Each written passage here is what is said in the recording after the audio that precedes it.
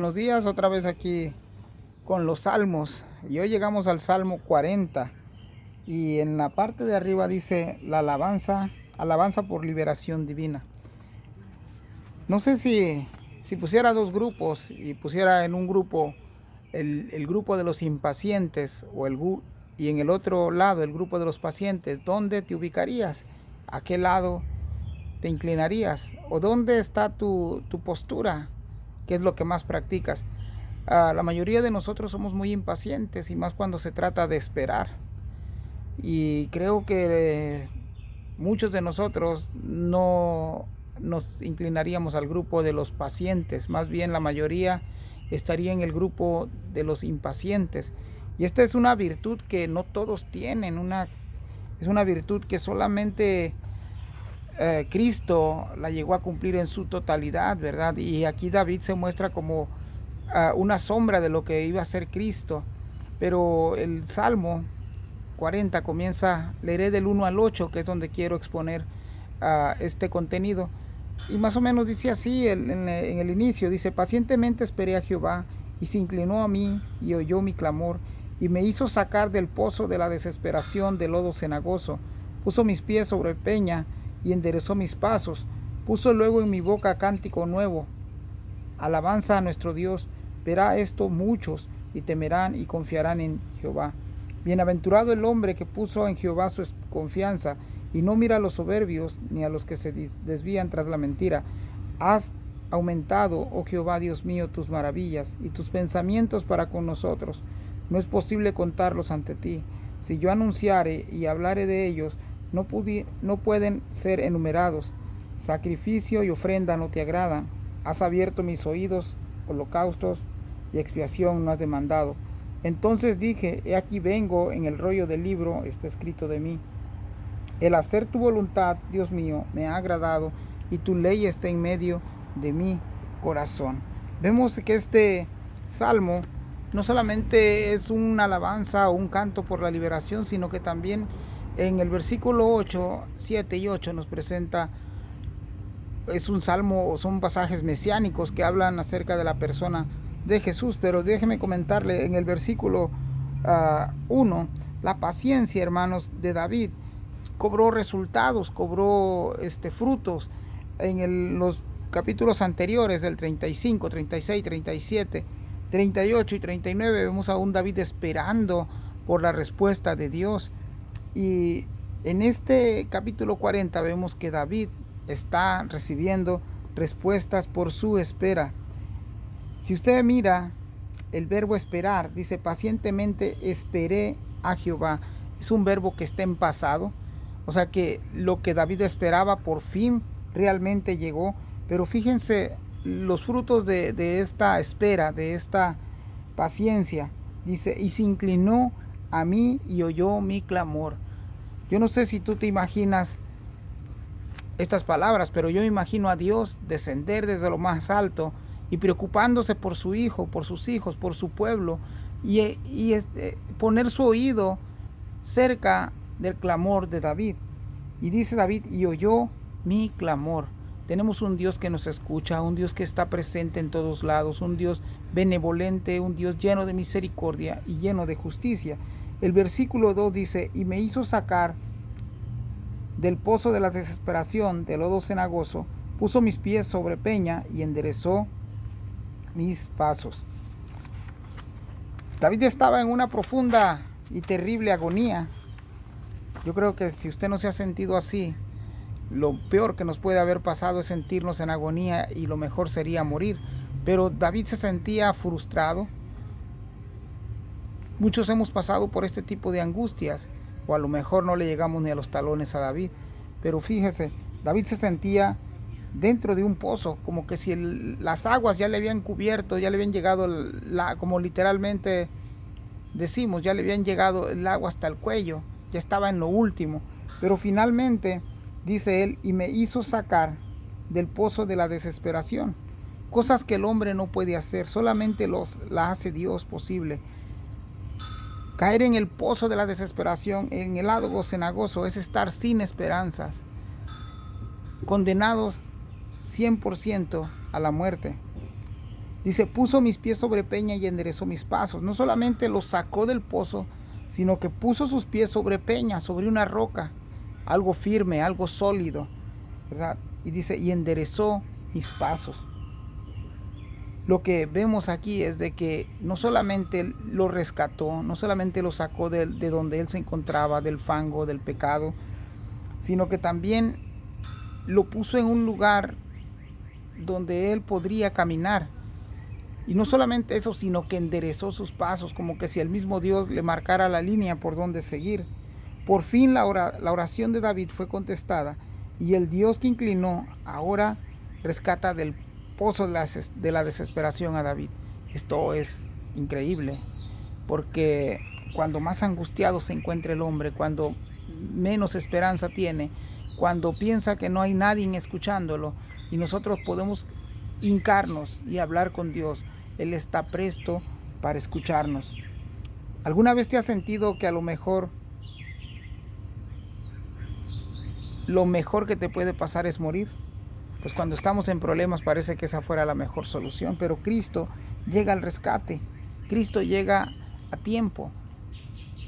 De hecho, más adelante miraremos que ese Cristo que llegaría más tarde, siendo David una sombra de este Cristo, vemos que Él es el que carga sobre sus hombros el pecado no solamente de uno ni de dos, sino de todo el mundo.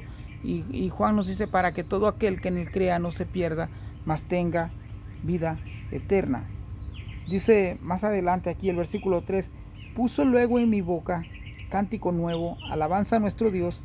Verán esto muchos y temerán y confiarán en Jehová. ¿Te imaginas que la canción ahora que emana de David no es porque él se haya inspirado, sino que Dios mismo puso alabanza, puso un cántico nuevo en los labios de David? Esto es hermoso, porque la palabra de Dios dice que esta escritura es inspirada por Dios. Los cánticos o el cántico nuevo que David estaba escribiendo provenían realmente desde el mismo Dios, y esto es hermoso.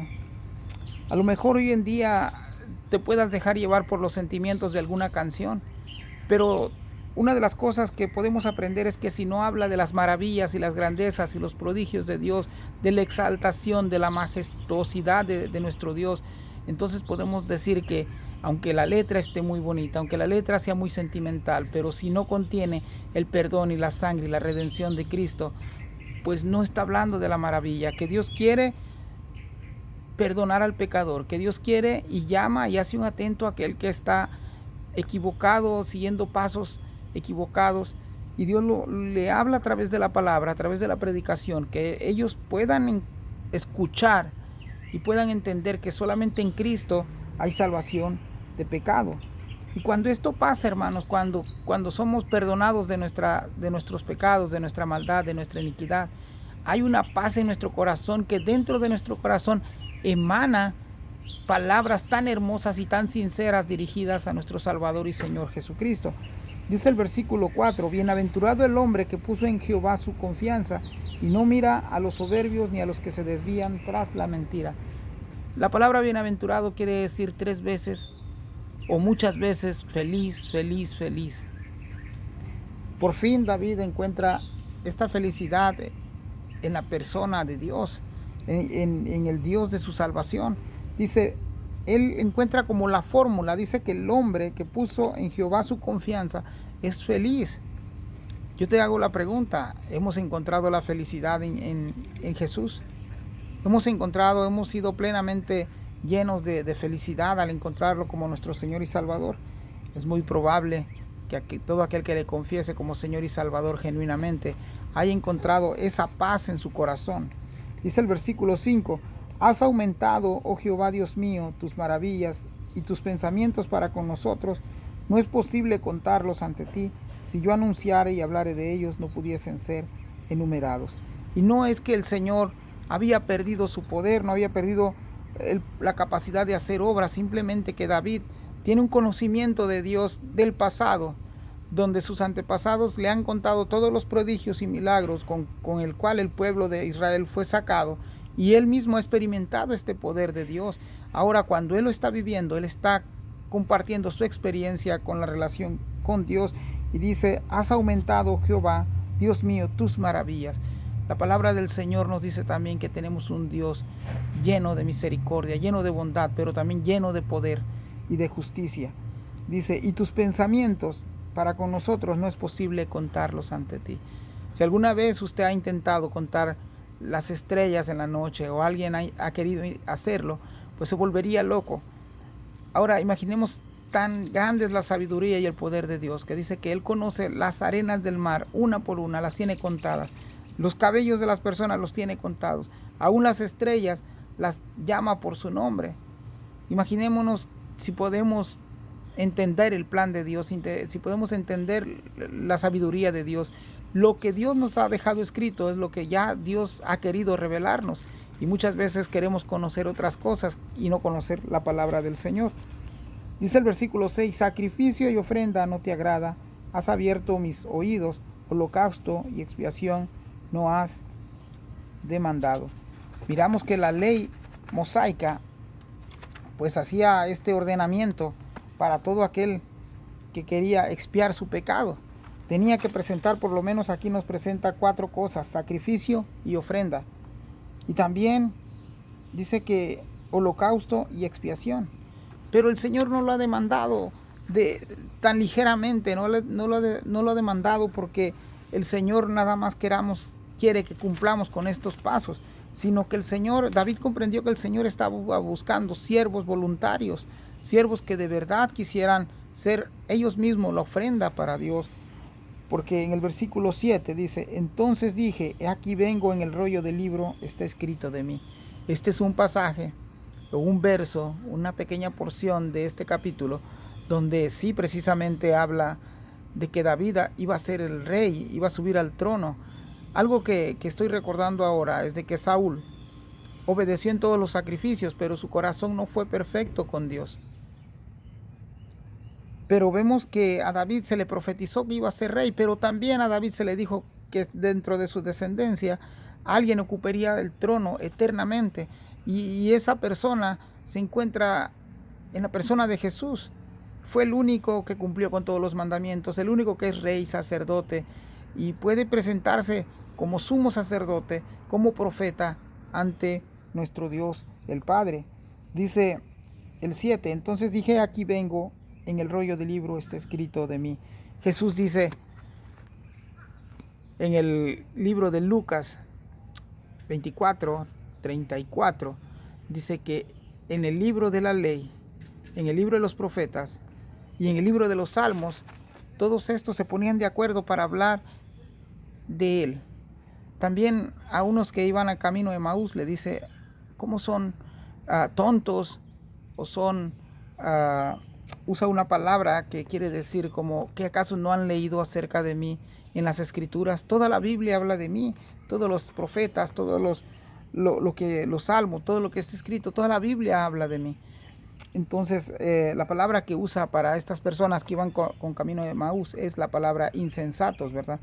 Que no habían podido comprender todo lo que el Mesías iba a padecer. Y el Señor en ese camino de Emaús le da un curso muy rápido y muy intenso de que toda la Biblia apuntaba a nuestro Señor Jesucristo. Y el 8 también ese es otro pasaje mesiánico y dice, el hacer tu voluntad, Dios mío, me ha agradado y tu ley está en medio de mi corazón. David, como dije hace rato, era una pequeña sombra de Cristo. Y David, pues si hubo algo que lo caracterizó, dice la Biblia, que tenía un corazón conforme al corazón de Jehová. Pero era una pequeña parte de lo que Jesucristo vendría a ser más adelante. Porque Jesucristo también dijo en Juan, dice, mi alimento es hacer la voluntad de aquel que me envió. O sea que aunque la comida física era importante para él, había una comida que tenía que llevar a cabo hasta terminar la obra. Realmente sorprende todos estos salmos, como David, profetizando cientos de años atrás, cómo habla y apunta a la persona de Cristo Jesús en muchos de sus pasajes. Vemos que los salmos son alabanzas, vemos que los salmos son una recopilación desde Moisés hasta el tiempo de David. y incluso hay algunos salmos de su hijo Salomón, pero vemos que la palabra de Dios es inerrante, es perfecta, no contiene errores y vamos a ir avanzando porque al final de cuentas vamos a mirar que toda la Biblia apunta a una sola persona, a un solo Salvador, a un solo bendito Redentor llamado Señor Jesucristo. Dios les bendiga, sigamos aprendiendo. Un saludo para todos, a la familia, a los amigos, ahí al pastor Luis Ortega, que nos anima ahí para seguir estudiando, a los hermanos líderes de grupo, un saludo y sigan orando por nosotros, sigamos adelante, aprendiendo, escudriñando, analizando la palabra del Señor, que es la que nos nutre todos los días. Dios les bendiga, hermanos. Bendiciones.